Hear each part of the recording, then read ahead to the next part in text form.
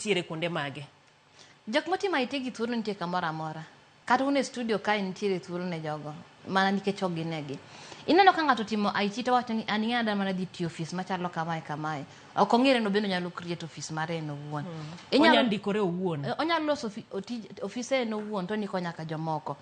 Kineno kawuono kwa wuoyo ewi somo mar business. Somo mar business kaneno ka ng'eny gi ji otieko to ng'ato wacho ni an aweye gi kae. Nitie gimiluongo ni fintech engineering. Odil gi a lot of financial things matie bank. Bende inyalo bedo achiel kuom gi kisomo gi kainagi. Inyalo dhi timo agritech, ng'ama somo agriculture gi pur gi. Kitieko iriwo gi gigi mitimo mag IT kande. Tiloso alosa tijini wuon. Ok irit mar mondo jalony obi onyisi ni yani